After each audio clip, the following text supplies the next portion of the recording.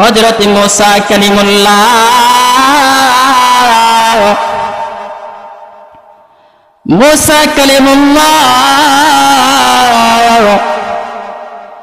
যিনি আল্লাহ তাআলার সাথে সরাসরি কথা বলতেন, যার কারণে তার উপাধি দেয়া হয়েছে কালিমুল্লাহ। হযরত মুসা আলাইহিস সালাম তোর পারে গিয়া একবার আল্লাহ তাআলার কাছে আরজ করলেন, প্রভু গো,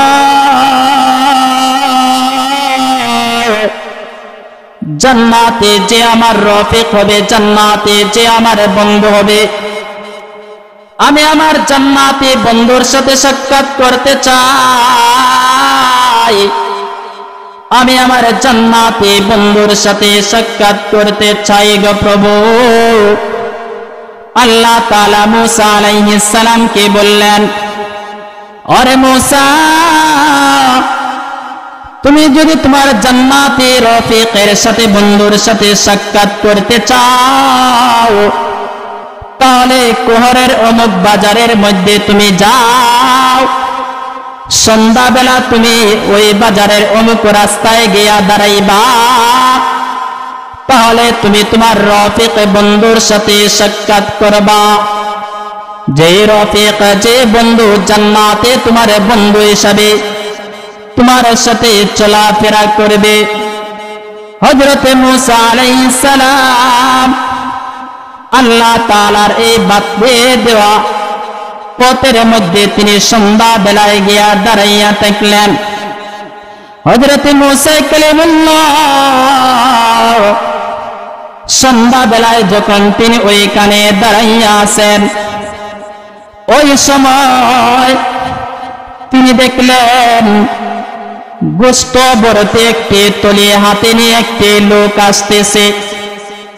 তিনি ওই লোকটাকে বললেন, ও ভাই, আমি কি তোমার সঙ্গে হতে পারি, আমি কি তোমার সাথে হতে পারি? সেই ব্যক্তি বলল, ঠিক আছে, আপনি আমার সঙ্গে হতে পারবেন, চলেন আমার সাথে। হযরত মুসা আলাইহিস সালাম ওই লোকটার সাথে চলা শুরু করলেন। ওই লোকটা মুসা আলাইহিস সালামকে নিয়ে তার বাড়িতে গেল। যাওয়ার পর তার হাতের মধ্যে যে ব্যক্তি ছিল, ওই ব্যক্তি থেকে গোশত বাহির করে সে নিজ হাতে রান্না করলো। নিজ হাতে রান্না করার পর কাটলে থেকে একজন বৃদ্ধাকে সে উঠিয়ে স্থান পরিবর্তন করে দিল। তার ময়লাযুক্ত কাপড়টি সে পরিবর্তন করে নতুন কাপড় পরিধান করাইল এবং নিজ হাতে ওই বৃদ্ধাকে সে এই রান্না করা গোশত খাওয়ালো। রান্নাকৃত গোশত খাওয়ার পর ওই বৃদ্ধা মহিলাটি টুট্টি নাড়িয়ে সে যেন কে দোয়া করছিল। হযরত মুসা আলাইহিস সালাম যুবকটিকে বললেন, ওরে যুবক ভাই, তোমার এই অবস্থা তো আমি কিছুই বুঝতে পারলাম না। এই বৃদ্ধ লোকটাকে, এই বৃদ্ধ মহিলাটিকে? তখন যুবকটি বলল, রে ভাই, সেই বৃদ্ধা মহিলাটি হচ্ছে আমার জননী মা। সে বয়স্ক হওয়ার কারণে নিজে সে চলাচল করতে পারে না, হাঁটাহাঁটি করতে পারে না। আমি প্রত্যেক দিন সকাল বেলা এই আমার মাকে আমি আহার করে আমি আমার বাজারে চলে যাই। সন্ধ্যা বেলায় আবার বাড়িতে ফিরে নিজ হাতে মাকে আমি বক্ষণ করাই, কাপড় পরিধান করাই। হযরত মুসা আলাইহিস সালাম বললেন, ওরে যুবক ভাই, এটা তো বুঝলাম, কিন্তু তুমি তাকে আহার করানোর পর সে দুই টুকটা নেড়ে কি যেন বলছিল, আমি তো বুঝতে পারলাম না। যুবক লোকটি বলল, রে ভাই, আমি প্রত্যেক দিন যখন আমার মায়ের সাথে এই ব্যবহার করি, ভালো ব্যবহার করি, তার খেদমত যখন আমি করি তখন প্রত্যেক দিন তিনি দুইটা হাত তুলে আল্লাহ তাআলার কাছে এই আরজ করেন, ওগো প্রভু, ওগো প্রভু, আমার এই যুবক সন্তানটিকে কিয়ামতের দিন আমার এই যুবকটিকে হযরতে মূসা আলাইহিস সালামের বন্ধু হিসাবে বানাইয়া দিবা। কিয়ামতের দিন আখিরাতের মধ্যে যাতে সে মূসা আলাইহিস সালাম তার বন্ধু হয়ে রফিক হয়। মূসা আলাইহিস সালাম তার নিজের পরিচয়টি যুবকের কাছে লুকিয়ে রাখছিলেন। যুবকটির এই কথা শোনার পর মূসা আলাইহিস সালাম তার পরিচয়টা তুলে ধরলেন। মূসা আলাইহিস সালাম যুবকটিকে বললেন, ওরে যুবক ভাই, তুমি যে তোমার মায়ের খেদমত করেছো, তোমার মা যে প্রত্যেক দিন তোমার জন্য দোয়া করে, আল্লাহ পাক রব্বুল আলামিন তোমার মায়ের দোয়াটা কবুল করে নিয়েছেন। ওরে যুবক ভাই, তোমার মা যে মূসার সাথে হাসর হওয়ার জান্নাতের মধ্যে তোমার বন্ধু হওয়ার যে মূসা বন্ধু হওয়ার আবেদন করেছে, ওরে যুবক ভাই, আমি হলাম সে মূসা কালিমুল্লাহ, আমি হলাম সে মূসা কালিমুল্লাহ। আমি আল্লাহ তাআলার কাছে আরজ করেছিলাম, ওগো প্রভু, জান্নাতে যে আমার রফিক হবে তার সাথে আমি দুনিয়াতে সাক্ষাৎ করতে চাই। ওরে যুবক ভাই, মাতা পিতার সাথে তোমার ভালো আচরণ কার্য করো। মাতা পিতার সাথে তুমি যে ভালো আচরণ করেছো আল্লাহ তাআলা তা কবুল করে নিয়েছেন। তোমার মায়ের দোয়া আল্লাহ তাআলা কবুল করে নিয়েছেন। জান্নাতে তুমি আমার রফিক হবে, তুমি আমার দোস্ত হবে। अल्लाह अल्लाह क्या मुबारक नाम है, अल्लाह अल्लाह क्या मुबारक नाम है, अल्लाह अल्लाह आशिकों का काम है, अल्लाह अल्लाह आशिकों का काम है। अल्लाह अल्लाह कैसा प्यारा नाम है, अल्लाह अल्लाह कैसा प्यारा नाम है,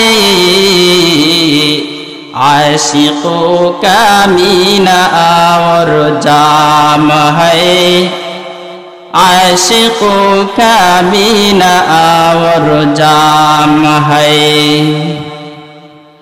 अल्लाह अल्लाह इच शिरीन नाम, अल्लाह अल्लाह इच शिरीन नाम, শির শুকুরমি শুধু জানমে তমাম, শির শুকুরমি শুধু জানমে তমাম। গমের হার ইয়েসু তোমায় রোজগার, গমের হার ইয়েসু তোমায় रोजगार, लेकिन तेरे ख्याल से गाफिल नहीं हाँ, लेकिन तेरे ख्याल से गाफिल नहीं हाँ। ना दुनिया से ना दौलत से ना घर आबाद करने से, ना दुनिया से ना दौलत से ना घर आबाद करने से, तसल्ली दिल को होती है खुदा को याद करने से, तसल्ली दिल को होती है खुदा को याद करने से, ना दुनिया से ना दौलत से ना घर आबाद करने से, तसल्ली दिल को होती है खुदा को याद करने से। अल्हम्दुलिल्लाह, अल्लाह पाक रब्बुल आलमीनेर लक्ष कोटी शुकुर, जे महान रब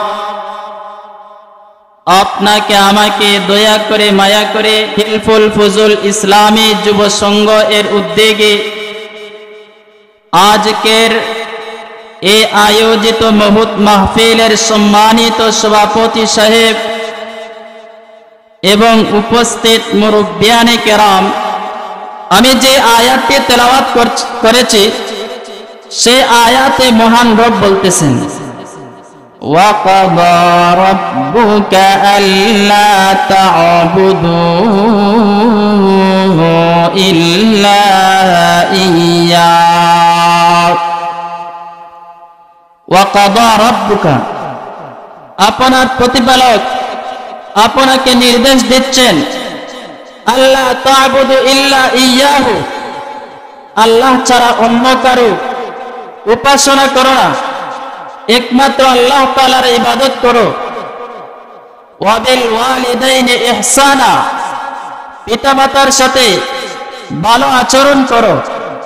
ইম্মা ইয়াবলুগান্না ইউদাকাল কিবারা আহাদুহুমা, উভয়ের মধ্য থেকে কোনো একজন যখন বার্ধক্যে উপনীত হয়, আও কিলাহুমা, অথবা উভয়জন যখন বার্ধক্যে উপনীত হয়, ফালা তাকুল লাহুমা উফিন, তারা যদি তোমাদেরকে কোনো কিছু বলে তোমরা যদি কষ্ট পেয়ে থাকো, তাদের এই কথার বিপরীতে উফ শব্দটিও বলবে না। ওয়ালা তাকুল লাহুমা উফিন ওয়ালা তানহারহুমা, তাদের সাথে যখন কথা বলবে দমকি সুরে তাদের সাথে কথা বলবে না।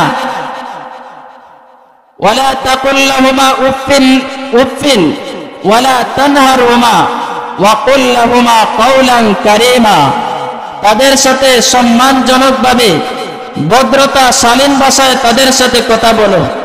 ওয়াকফিদ লাহুমা জানাহাদ যুল্লি মিনার রাহমাতি, অনুগ্রহ বিনয়ের ডানা তাদের সামনে বিছিয়ে দাও। আর বলো ওয়াকুর রব্বি রহমহুমা কামা রব্বায়ানি সগীরা, আল্লাহ তাআলার কাছে এই প্রার্থনা করো, হে প্রভু আমাদের মাতা পিতা ছোটবেলায় আমাদের প্রতি যেভাবে রহম করেছিল আপনি তাদের প্রতি রহম করুন। আল্লাহ তাআলা এই আয়াতের মধ্যে মাতা পিতার সাথে সন্তান ভালো ব্যবহার করবে তার নির্দেশ দিতেছেন। নবী করিম সাল্লাল্লাহু আলাইহি ওয়াসাল্লাম বলেন, সালাসু দাওয়াতিন মুস্তাজাবাত, সালাসু দাওয়াতিন মুস্তাজাবাতুন, তিনটি দোয়া এমন আছে যে দোয়াগুলা কবুল হওয়ার ব্যাপারে লা শাক্কা ফীহিন্না, কোনো সন্দেহ নেই। যে দোয়াগুলা আল্লাহ পাক রব্বুল আলামিন ডাইরেক্ট কবুল করে থাকেন, এরকম দোয়া হচ্ছে তিনটি। তিন ধরনের ব্যক্তির দোয়া আল্লাহ তাআলা কবুল করেন। দাওয়াতুল মাজলুমি, মাজলুম ব্যক্তির দোয়া। ওয়া দাওয়াতুল মুসাফিরি, মুসাফির ব্যক্তির দোয়া। ওয়া দাওয়াতুল ওয়ালিদি আলা ওয়ালাদিহি, যে সন্তানের প্রতি মাতা পিতার দোয়া। সন্তানের প্রতি মাতা পিতার দোয়া, যখন মাতা পিতা সন্তানের জন্য দোয়া করে তখন এর মধ্যখানে কোনো পর্দা থাকে না, বরং ডাইরেক্ট আল্লাহ তাআলা মাতা পিতার দোয়া কবুল করে নেন। আল্লাহ তাআলা যে মাতা পিতার দোয়া কবুল করেন এর অনেক দৃষ্টান্ত রয়েছে, সামনে ইনশাআল্লাহ সেই দৃষ্টান্তগুলো পেশ করা হবে। আমরা এই আয়াত এবং হাদিস দ্বারা বুঝতে পারলাম, যদি কোনো ব্যক্তি তার মাতা পিতার সাথে ভালো আচরণ করে তাহলে সে দুনিয়াতেও শান্তিতে বসবাস করতে পারবে, আখিরাতের মধ্যে সে জান্নাত লাভ করবে। আর যদি কোনো বান্দা মাতা পিতার সাথে অসভ্য আচরণ করে, খারাপ আচরণ করে, তাহলে দুনিয়াতেও সে অশান্তি পাবে, আখিরাতেও তার জাহান্নামের আগুনের মধ্যে লিপ্ত হতে হবে। যদি কোনো মুমিন বান্দা মাতা পিতার সাথে খারাপ আচরণ করে, তাহলে দুনিয়াতে তার করুণ অবস্থা হবে, আখিরাতে সে জাহান্নামের আগুনের মধ্যে নিক্ষিপ্ত হতে হবে। আল্লাহ পাক রব্বুল আলামিন বলেন, ফাতাবিরু ইয়া উলিল আবসার, হে চাক্ষুষ্মানগণ, হে জ্ঞানীরা, তোমরা একটি জিনিসকে অপর একটি জিনিসের উপর তুলনা করো। অর্থাৎ একটি বিষয়কে অন্য বিষয়ের সাথে তোমরা মিলাও। ওই বিষয়টা যদি খারাপ হয়ে থাকে তাহলে তুমি তা থেকে বাঁচো। এর দৃষ্টান্ত স্বরূপ, অর্থাৎ যদি কোনো ব্যক্তি তার মাতা পিতার সাথে খারাপ আচরণ করে, তাহলে দুনিয়াতে তার কি করুণ শাস্তি হতে পারে, সেই করুণ শাস্তির কথাই বোঝানোর জন্য আমি একটি চমৎকার ঘটনা আপনাদের সম্মুখে উপস্থাপন করব, যদি আল্লাহ পাক রব্বুল আলামিন তৌফিক দান করেন। সেই ঘটনাটি হচ্ছে ডাক্তার কবির। সে শহরের মধ্যে প্রসিদ্ধ একজন ডাক্তার। শহরের মধ্যে যদি ডাক্তার কবির নামে উল্লেখ করা হয়, সবাই ঐক্য নামে ডাক্তার কবিরকে চিনি। সেই ডাক্তার কবিরকে হঠাৎ তাকে একদিন খুঁজে পাওয়া যাচ্ছে না। তিনি থাকতে পারেন এমন সব জায়গা তালাশ করা হলো, কিন্তু না, ডাক্তার কবিরকে কোনো জায়গায় পাওয়া যাচ্ছে না। শহরের সমস্ত লোকেরা তারা চিন্তায় পড়ে গেল। বিশাল বড় ডাক্তার, তিনি কোথায় চলে গেলেন? নাকি কোনো ডাকাত তাকে হত্যা করে ফেলেছে, নাকি তিনি গুম হয়ে গেছেন? শহরের সমস্ত লোক পাগল পাড়া হয়ে তাকে তালাশ করছে, কিন্তু না পেয়ে তারা বাসার মধ্যে তারা ফোন করলো। বাসার লোকেরা বলল, তিনি তো বাসা থেকে সকালবেলা বের হয়ে গেছেন, এখন পর্যন্ত তিনি ঘরে ফিরেন নাই। রাত্র প্রায় 11টা হয়ে গেছে, ডাক্তার কবিরকে খুঁজে পাওয়া যাচ্ছে না। থাকতে পারেন সব জায়গা তালাশ করা হয়েছে, কিন্তু না, তার কোনো সন্ধান পাওয়া যাচ্ছে না। ডাক্তার কবিরের একজন কর্মচারী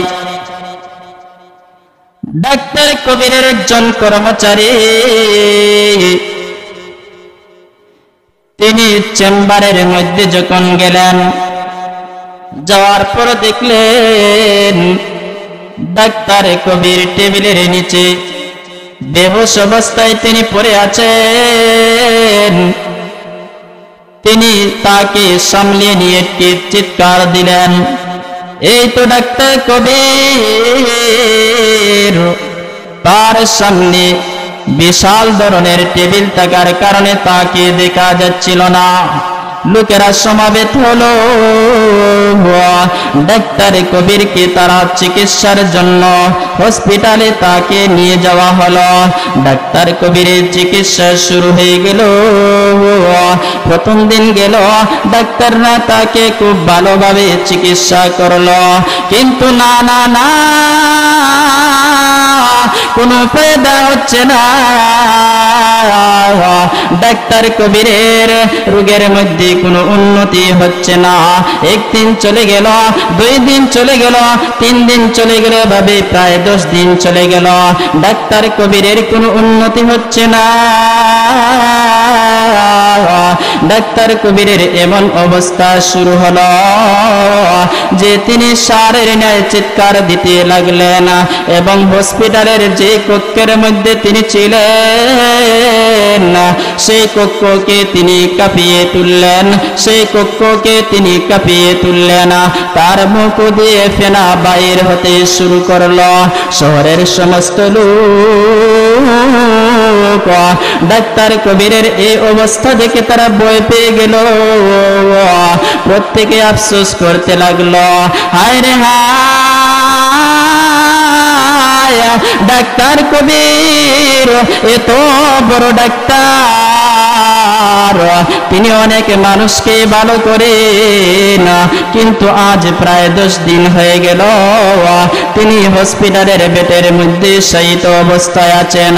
কি করা যায়? সমস্ত লোক তারা পেরেশানি অবস্থায় আছে। ডাক্তাররা তারা জানালো ডাক্তার কবিরের যে রোগ হয়েছে সেই রোগকে চিকিৎসা করার মতো আমাদের আর সাধ্য নাই। যাও তোমরা ডাক্তার কবিরকে হসপিটাল থেকে নিয়ে যাও। আমাদের পক্ষে ডাক্তার কবিরকে চিকিৎসা করার মতো কোনো উন্নত চিকিৎসা নাই, তোমরা তাকে বাড়িতে নিয়ে যাও। লোকেরা তারা আরো কয়েকদিন হসপিটালের বেডের মধ্যে রাখলো। এখন সমস্ত ডাক্তার তার অপারগ হয়ে গেল। শহরের লোকেরা মিলে ইমাম সাহেবের কাছে গেলেন, গিয়ে বললেন, ওগো ইমাম সাহেব, ডাক্তার কবির তিনি কয়েকদিন ধরে মারাত্মক অসুস্থ অবস্থায় পড়ে আছেন, আপনি দেখেন তো তার কি হয়েছে। ইমাম সাহেব যখন ডাক্তার কবিরকে দেখার জন্য আসলেন, ওই সময় লোকেরা সমাবেত হয়ে গেল। ইমাম সাহেব ডাক্তার কবিরের অবস্থা দেখে ভয় পেয়ে গেলেন। ইমাম সাহেব মনে মনে বললেন, ওই সমস্ত অবস্থা তো কোনো ব্যক্তির ওই সময় হয় যখন কোনো ব্যক্তি তার মাতা পিতার সাথে খারাপ আচরণ করে, যখন কোনো ব্যক্তি তার মাতা পিতার সাথে খারাপ আচরণ করে তখন তো কোনো ব্যক্তির এই অবস্থা হয়ে থাকে। ইমাম সাহেব নিচের দিকে মাথাটা ঝুলাইয়া তিনি চিন্তা করতে শুরু করলেন, আরে ডাক্তার কবিরের কি হয়েছে? তিনি চিন্তা করতে শুরু করলেন, কি করা যায় ডাক্তার কবিরের ব্যাপারে, কি করা যায় ডাক্তার কবিরের ব্যাপারে। ইমাম সাহেব তার মাথাটা নিচের দিক থেকে উপরের দিকে উঠাইয়া উপস্থিত সমস্ত লোকদেরকে বললেন, ও ভাইরা, এই ডাক্তার কবিরের মাতা পিতা এই দুনিয়াতে জীবিত আছে কি না? তোমরা কেউ তার মাতা পিতা সম্পর্কে কি জানো? উপস্থিত লোকেরা বলে উঠল, না না না, ডাক্তার কবিরের পিতামাতা এই দুনিয়াতে আছে কিনা আমরা তা সম্পর্কে কোনো কিছু জানি না। ইমাম সাহেব বললেন, তার বাসার মধ্যে খবর নাও, দেখো যে তার স্ত্রী এবং সন্তানেরা তার মাতা পিতা সম্পর্কে কোনো কিছু জানে কিনা। কয়েকজন লোক তারা বাসার মধ্যে গেল। যাওয়ার পর স্ত্রীকে জিজ্ঞাসা করলো, ডাক্তার কবিরের মাতা পিতা এই দুনিয়াতে আছে কিনা? স্ত্রী এবং সন্তানেরা বলল, যখনই আমরা তাকে মাতা পিতা সম্পর্কে জিজ্ঞেস করতাম তখন তিনি এ পাশ ও পাশ বলে কথা কাটিয়ে নিতেন। তিনি তার মাতা পিতা সম্পর্কে আমাদের কাছে কোনো কিছু বলতেন না। লোকেরা ইমাম সাহেবের কাছে ফিরে আসলো। তারা এসে বলল, ইমাম সাহেব, তার পরিবারের লোকেরাও তার মাতা পিতা সম্পর্কে কোনো কিছু জানে না। তারা এই দুনিয়াতে বেঁচে আছে না এই দুনিয়া থেকে তারা চিরবিদায় হয়ে চলে গেছে। ইমাম সাহেব আবার উপস্থিত লোকদেরকে সম্বোধন করে বললেন, ও আমার ভাইয়েরা, ডাক্তার কবিরের মাতা পিতা সম্পর্কে যে পর্যন্ত স্পষ্টভাবে জানা না যাবে ততক্ষণ পর্যন্ত ডাক্তার কবিরের এই অবস্থা পরিবর্তন হবে না। যেভাবে হোক ডাক্তার কবিরের মাতা পিতা সম্পর্কে জানতে হবে তার মাতা পিতা এই দুনিয়াতে আছে কি না।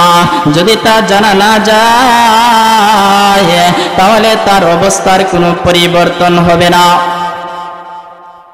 উপস্থিত লোকদের মধ্য থেকে একজন বৃদ্ধ লোক, তিনি কেঁপে কেঁপে সারাটা শরীর কাঁপতেছে অবস্থায় তিনি দাঁড়াইয়া গেলেন। বৃদ্ধ লিকটি দাঁড়াইয়া তিনি মুখ দ্বারা ডাক্তার কবির সম্পর্কে বলবেন, কিন্তু সাহস পাচ্ছেন না। উপস্থিত লোকেরা বলল, বৃদ্ধ চাচা,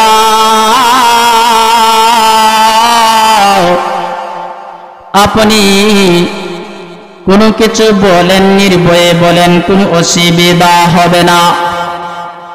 আপনি নির্ভয়ে বলেন, আপনার কোনো অসুবিধা হবে না।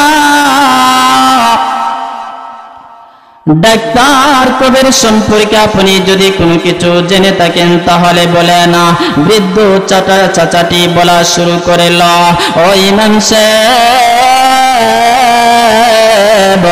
ডাক্তার কবির এবং আমি আমরা উভয়জন একই গ্রামের লোক।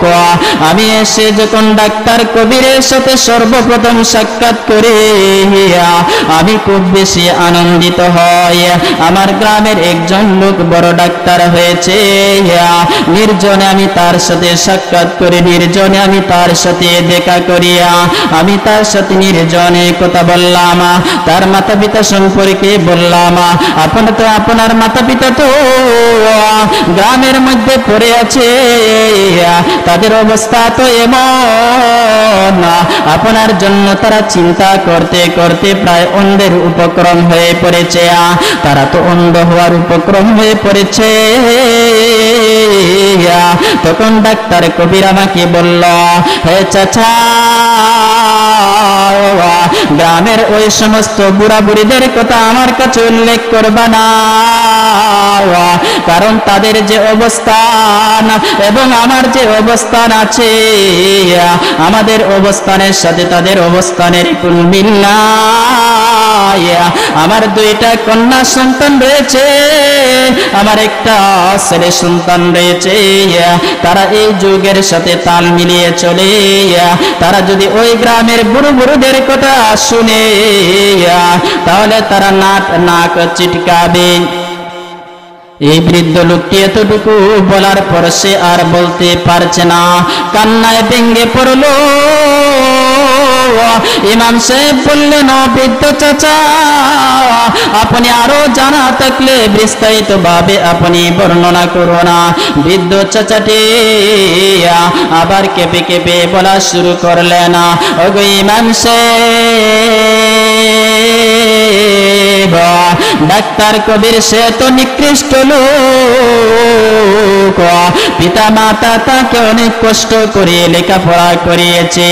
গ্রামের লেখাপড়া শেষ হওয়ার পর উচ্চ ডিগ্রির জন্য তাকে তারা শহরের মধ্যে পাঠিয়েছে। ডাক্তারি লাইনে পড়ানোর জন্য তারা তাকে শহরের মধ্যে পাঠিয়েছে। সে যখন শহরের মধ্যে আসলো তখন তার শ্বশুর তার এই সুন্দর আকৃতি এবং তার এই অত্যন্ত চমৎকার ভঙ্গি দেখে, তার সুদর্শন চেহারা দেখে তার কাছে তার মেয়ে বিবাহ দেওয়ার জন্য প্রস্তাব দিল। ডাক্তার সাহেব সহজেই তা মেনে নিলেন, তার মেয়েটিকে তিনি বিবাহ করলেন। শ্বশুর তাদের জন্য একটি বিল্ডিং তৈরি করে দিল, সেই বিল্ডিং এর মধ্যে তারা বসবাস করতেছে। কিন্তু এদিকে তার জননী মা তার জন্য কাঁদতে কাঁদতে প্রায় অন্ধের উপক্রম হয়ে গিয়েছে। পিতাও তার অত্যন্ত দুর্বল হয়ে পড়েছে। তারা ঘর থেকেও বাইর হতে পারে না, ঘরের মধ্যে সারাটা দিন তারা কেঁদে কাটায়। ডাক্তার সাহেবকে তারা অনেক অনুসন্ধান করে কিন্তু তারা পায় না। আর এইদিকে ডাক্তার কবির জন্মদাতা মা এবং পিতাকে সে ভুলে গিয়ে তার সন্তান এবং স্ত্রীদেরকে নিয়ে এসেছে, শহরের মধ্যে বসবাস করতেছে। এই ঘটনাটা উপস্থিত লোকেরা শোনার পর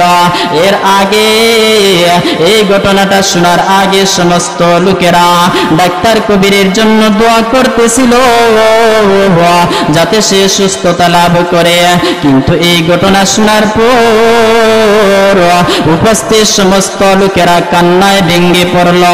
এমনকি কিছু লোক স্পষ্টভাবে বলতে শুরু করলো, আরে ডাক্তার কবির, মাতা পিতার সাথে তুমি অবাধ্যাচরণ করেছ, এখন বুঝে নাও তার মজা। এখন তোমার যে শাস্তি হচ্ছে, এই শাস্তি একমাত্র মাতা পিতার সাথে অবাধ্যাচরণ করার কারণে। ও ভাইরা আমার, তাই বলে শুধু শেষ নয়, ইমাম সাহেব বৃদ্ধ চাচাটিকে বললেন যেভাবেই হোক তার মাতা পিতাকে এখানে এনে উপস্থিত করতে হবে। যদি তার মাতা পিতা না আসে তাহলে ডাক্তার কবিরের কোনো উন্নত হবে না। ডাক্তার কবিরের এই অসুস্থতা, তার এই অসুস্থতা থেকে সুস্থতা লাভ করবে না। যেভাবেই হোক তার মাতা পিতাকে এখানে উপস্থিত করতে হবে। ইমাম সাহেব বললেন, এই বৃদ্ধ চাচার সাথে 5 জন লোক যাও, যেভাবে হোক বুঝিয়ে তার মাতা পিতাকে এখানে নিয়ে আসতে হবে। লোকেরা মাতা পিতাকে আনার জন্য গেল। তারা গিয়ে দেখলো মাতা পিতা তাদের জন্য কান্নাকাটি করে, তাদের জন্য চিন্তা করতে করতে তারা বিছানার মধ্যে পড়ে আছে, তারা আর উঠতে পারছে না। উভয়জন প্রায় অন্ধের উপক্রম হয়ে পড়েছে। লোকেরা বলল, সর্বপ্রথম পিতাকে বলল, আপনার সন্তান তো খুবই অসুস্থ অবস্থায় আছে, মুমূর্ষ অবস্থায় আছে। আপনারা যদি তার কাছে না যাও এবং তার জন্য যদি দোয়া না করো তাহলে তার অবস্থার মধ্যে কোনো পরিবর্তন হবে না। সে অনেক কষ্টের মধ্যে আছে। সন্তানের কথা শোনার সাথে সাথে জন্মদাতা মা তিনি কান্নায় ভেঙে পড়লেন। হাওমাও করে তিনি কান্না শুরু করে দিলেন। পিতা লোকদেরকে বললেন, আমাদের একটা সন্তান ছিল ঠিক, কিন্তু অনেক আগেই সে মারা গিয়েছে। আমাদের সন্তান ছিল কিন্তু সে অনেক আগে মারা গিয়েছে, বর্তমানে আমাদের কোনো সন্তান নেই। এই বলে তাদেরকে বলল, আপনারা আমাদের বাড়ি থেকে চলে যাও। লোকেরা আবার পিতাকে বুঝালো, পিতা আবার তাদেরকে নিষেধ করে দিল। তৃতীয়বার আবার বুঝালো। জন্মদাতা পিতা মনটা তার যতই কঠোর থাকুক, সন্তানের এই অবস্থা সম্পর্কে যখন সে জানতে পারে, সে নিজেকে সামলাইতে পারে না।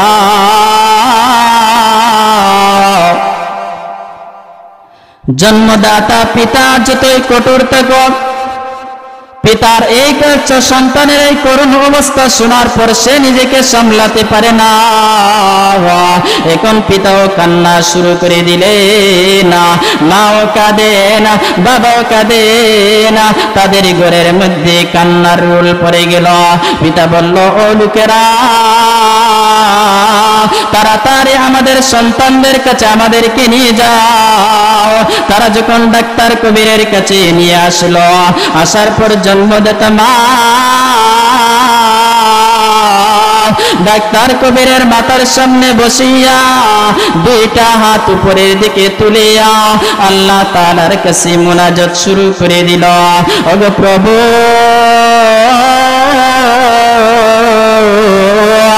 প্রভু গো, আমাদের সন্তান ভুল করে ফেলেছে, আমাদেরকে ভুলে গিয়েছিল। ওগো প্রভু, আমাদের সন্তানদেরকে আমরা মাফ করে দিলাম, আপনি আমাদের সন্তানদেরকে মাফ করে দাও। মা তার হাতটা তোলার পর হাতটা যখন সে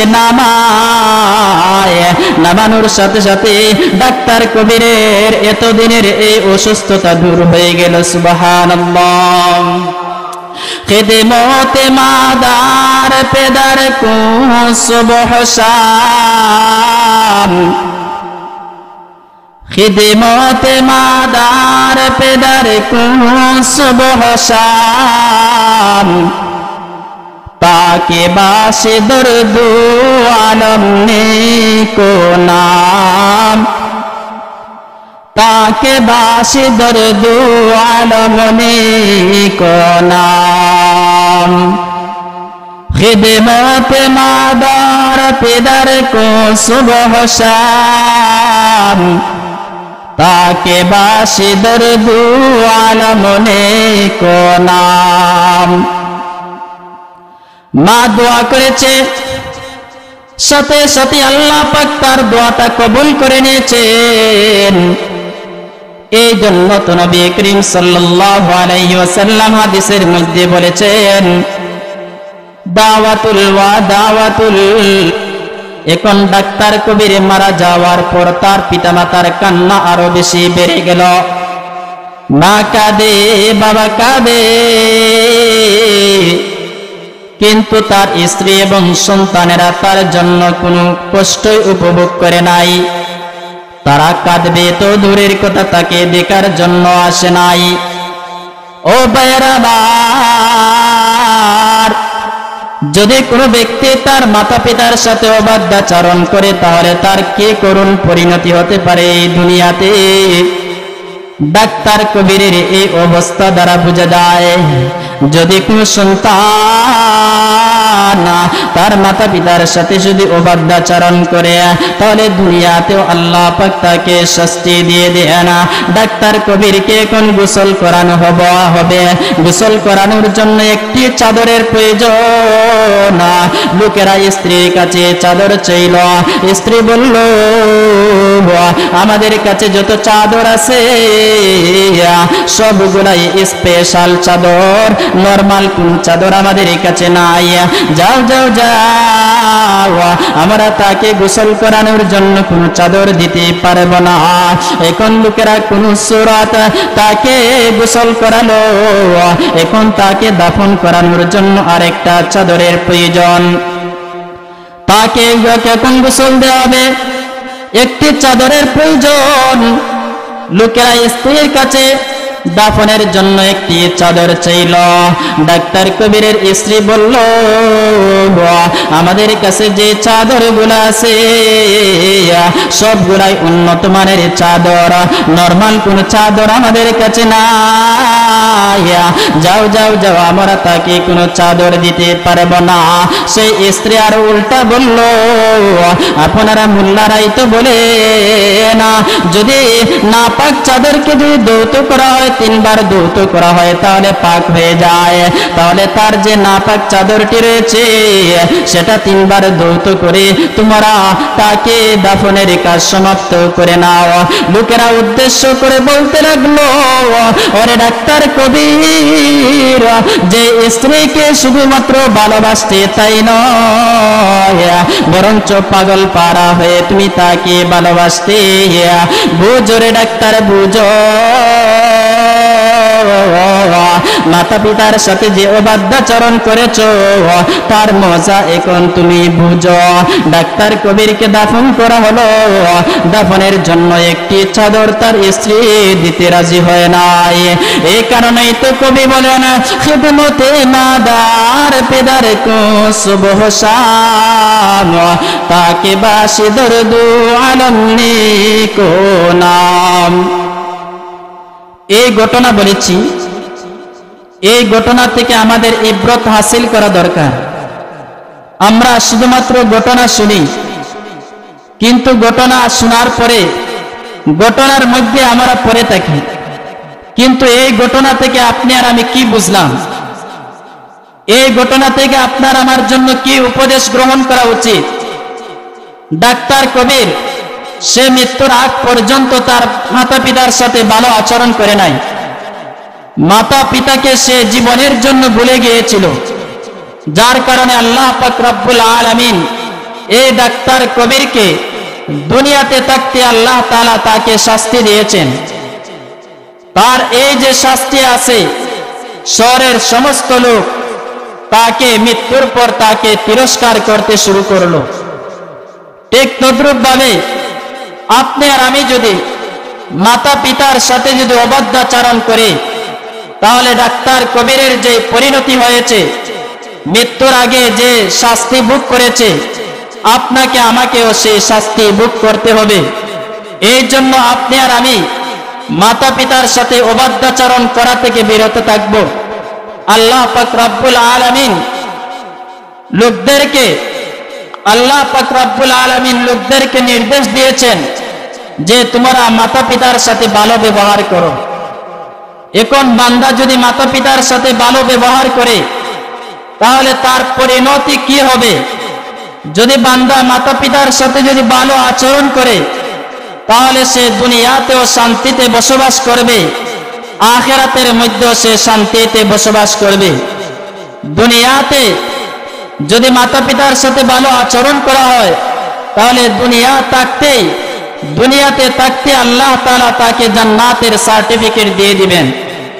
আল্লাহ পাক মাতা পিতার সাথে ভালো আচরণ করার কারণে দুনিয়াতে যে সন্তানকে জান্নাতের সার্টিফিকেট দেন, তার একটি প্রমাণ বোঝানোর জন্য আপনাদের সম্মুখে আমি আরো একটি চমৎকার ঘটনা উল্লেখ করব। সেই ঘটনাটি হচ্ছে হযরত মুসা কালিমুল্লাহ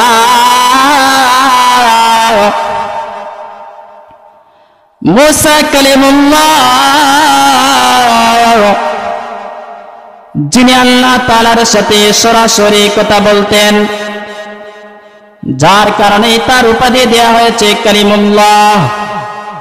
হযরত মুসা আলাইহিস সালাম তোর পারে গিয়া একবার আল্লাহ তাআলার কাছে আরজ করলেন, প্রভু গো,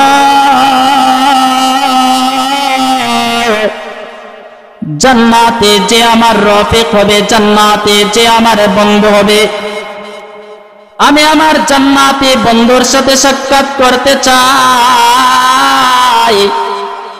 আমি আমার জান্নাতি বন্ধুর সাথে সাক্ষাৎ করতে চাই গো প্রভু। আল্লাহ তাআলা মুসা আলাইহিস সালামকে বললেন, ওরে মুসা, তুমি যদি তোমার জান্নাতি রফিকের সাথে বন্ধুর সাথে সাক্ষাৎ করতে চাও, তাহলে কোহরের অমুক বাজারের মধ্যে তুমি যাও। সন্ধ্যাবেলা তুমি ওই বাজারের অমুক রাস্তায় গিয়া দাঁড়াইবা, তাহলে তুমি তোমার রফিক বন্ধুর সাথে সাক্ষাৎ করবা। যে রফিক, যে বন্ধু জান্নাতে তোমার বন্ধু হিসাবে তোমার সাথে চলাফেরা করবে। হযরত মুসা আলাইহিস সালাম আল্লাহ তাআলার এই বাতলে দেওয়া পথের মধ্যে তিনি সন্ধ্যা বেলায় গিয়া দাঁড়াইয়া থাকলেন। হযরত মুসা কালিমুল্লাহ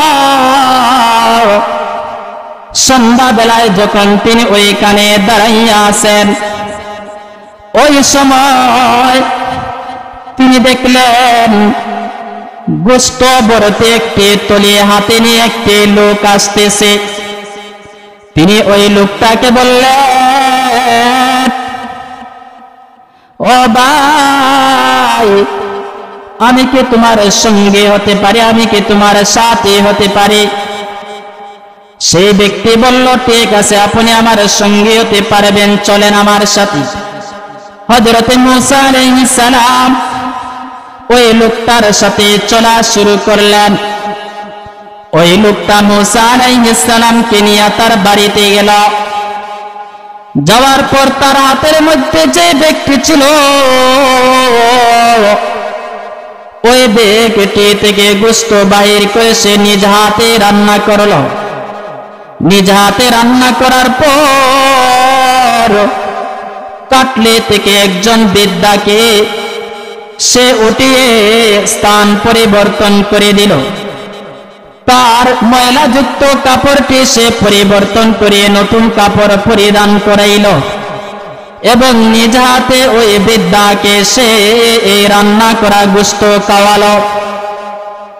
রান্নাকৃত গোশত খাওয়ার পর ওই বৃদ্ধা মহিলাটি টুট্টি নাড়িয়ে সে যেন কে দোয়া করছিল।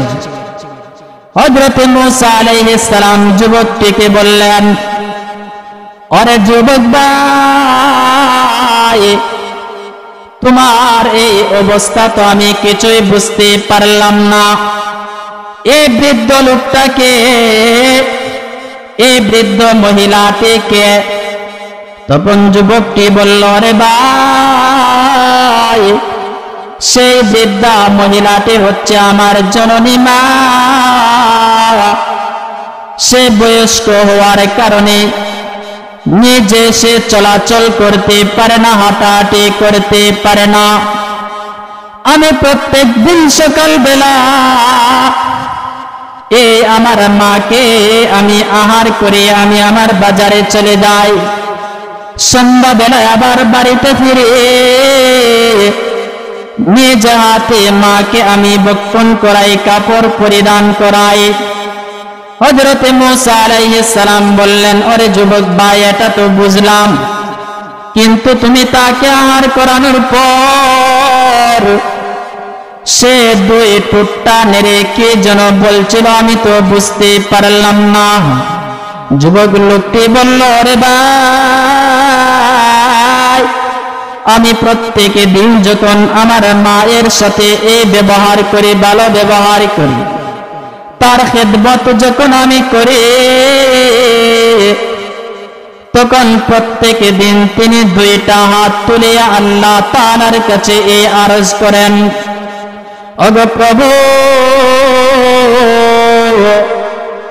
ওগো প্রভু, আমার এই যুবক সন্তানটিকে কিয়ামতের দিন আমার এই যুবকটিকে হযরত মূসা আলাইহিস সালামের বন্ধু হিসাবে বানাইয়া দিবা। কিয়ামতের দিন আখিরাতের মধ্যে যাতে সে মূসা আলাইহিস সালাম তার বন্ধু হয়ে রফিক হয়। মূসা আলাইহিস সালাম তার নিজের পরিচয়টি যুবকের কাছে লুকিয়ে রাখছিলেন। যুবকটির এই কথা শোনার পর মূসা আলাইহিস সালাম তার পরিচয়টা তুলে ধরলেন। মূসা আলাইহিস সালাম যুবকটিকে বললেন, ওরে যুবক ভাই, তুমি যে তোমার মায়ের খেদমত করেছো, তোমার মা যে প্রত্যেক দিন তোমার জন্য দোয়া করে, আল্লাহ পাক রব্বুল আলামিন তোমার মায়ের দোয়াটা কবুল করে নিয়েছেন।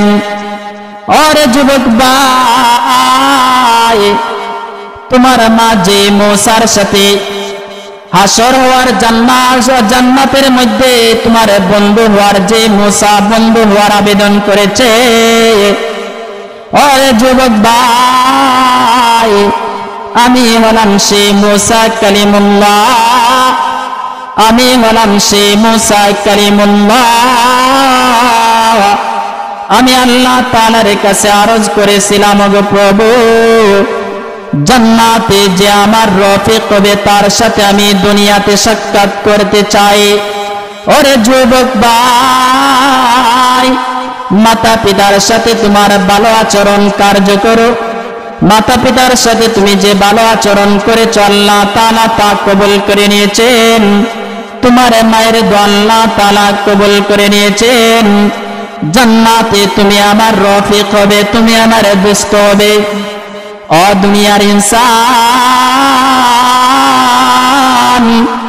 যদি কোনো ব্যক্তি তার মাতা পিতার সাথে ভালো আচরণ করে, দুনিয়াতে আল্লাহ তাআলা তাকে জান্নাতের সার্টিফিকেট দিয়ে দেন। মূসা আলাইহিস সালামের জামানার এই যুবকটিকে আল্লাহ তাআলা দুনিয়াতে জান্নাতের সার্টিফিকেট দিয়েছেন।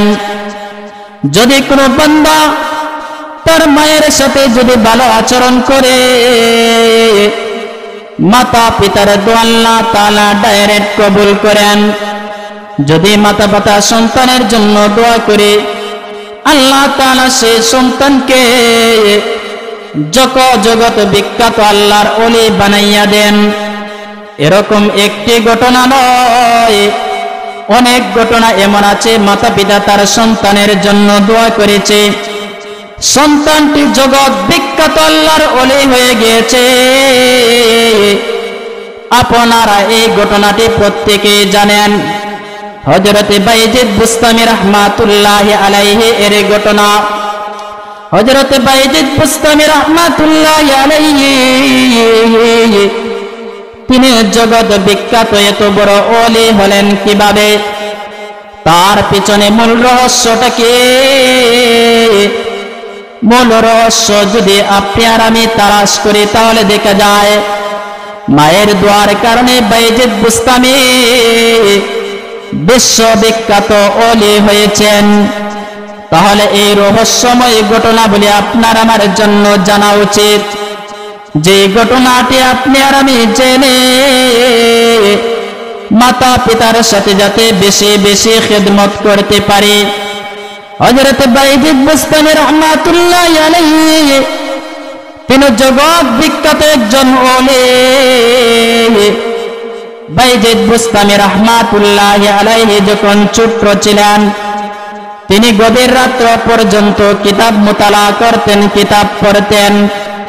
বাইজিদ বুস্তামি রাহমাতুল্লাহি আলাইহি একদিন রাত্র গভীর হয়ে গিয়েছে, তিনি মুতালার মধ্যে ব্যস্ত রয়েছেন, মুতালার মধ্যে মগ্ন রয়েছেন।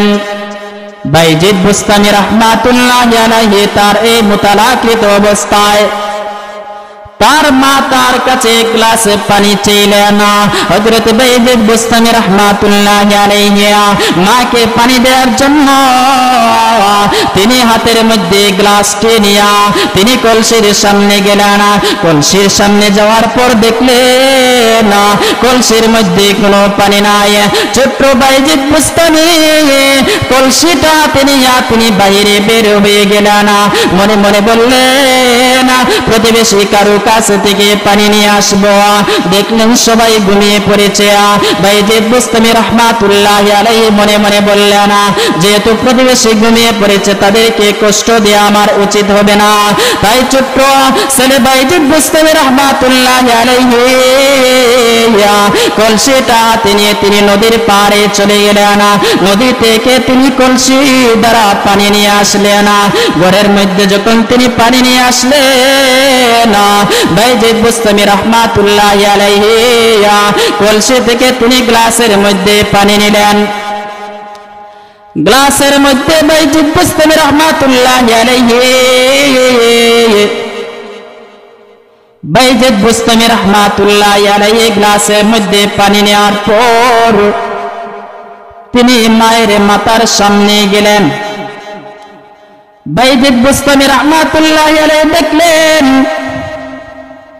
বাইজিদ বুস্তামি রাহমাতুল্লাহি আলাইহি দেখলেন যে মা ঘুমিয়ে পড়েছে। ছোট্ট শিশু বাইজিদ বুস্তামি তিনি মাকে কষ্ট না দিয়ে এই গ্লাসটি হাতে নিয়া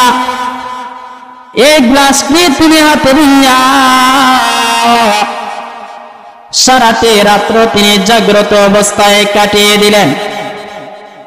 বাইজিদ বুস্তামি রাহমাতুল্লাহি আলাইহি এই অবস্থায় রাত্র কাটিয়ে দিলেন।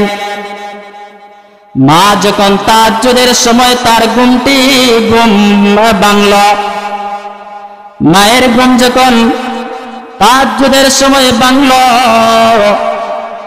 দেখলেন ছোট্ট শিশু বাইজিদ বুস্তামি গ্লাসটি হাতে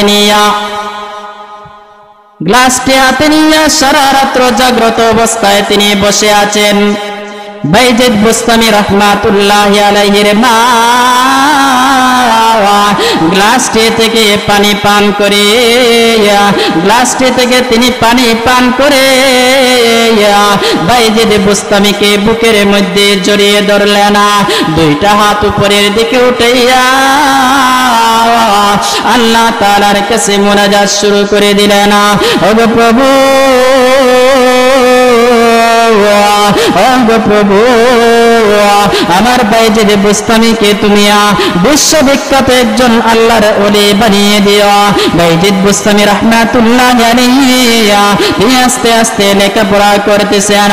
যখন তিনি লেখাপড়া শেষ করলেন, বাইজিদ বুস্তামি রাহমাতুল্লাহি আলাইহি তিনি আদর্শে এবং প্রত্যেকটি দিক থেকে তিনি উন্নত মানের চরিত্রবান ছিলেন। বাইজিদ বুস্তামি রাহমাতুল্লাহি আলাইহি এভাবে যখন তার দিনটি কাটাইতে থাকলেন, বাইজিদ বুস্তামি রাহমাতুল্লাহি আলাইহির এমন এক মুহূর্ত আসলো সারা বিশ্ব জুড়ে তার নাম ছড়িয়ে পড়ল। বাইজিদ বুস্তামি রাহমাতুল্লাহি আলাইহি তার সেই মায়ের দোয়ার কারণে তিনি সারা বিশ্ব বিখ্যাত একজন বড় আলিম হয়ে গেলেন। সুবহানাল্লাহ। এই কারণে কবি বলেন, খিদমতে মাদার পেদার কো সুবহ শাম তাকে বাসি দরদু আলম লিখো নাম। তাহলে এই কয়েকটি ঘটনার মাধ্যমে আমরা এটাই বুঝলাম, যদি সন্তান মাতা পিতার সাথে ভালো আচরণ করে তাহলে সে দুনিয়াতেও শান্তিতে বসবাস করবে, আখিরাতের মধ্যে সে জান্নাত লাভ করবে। আর যদি সন্তান মাতা পিতার সাথে অবাধ্যাচরণ করে তাহলে ডাক্তার কবিরের দুনিয়াতে যে পরিণতি হয়েছে, যে কঠিন শাস্তি সে ভোগ করেছে, প্রত্যেকটি অবাধ্য সন্তানেরও সেভাবেই দুনিয়াতে শাস্তি ভোগ করবে, আখিরাতে জাহান্নামের আগুনের মধ্যে সে নিক্ষিপ্ত হতে হবে। আল্লাহ পাক রব্বুল আলামিন আমাদের সবাইকে বেশি বেশি মায়ের খেদমত করার তৌফিক দান করুন। এই বলে আমি আমার আলোচনা শেষ করলাম। ওয়া আখিরু দাওয়ানা আনিল হামদুলিল্লাহি রাব্বিল আলামিন।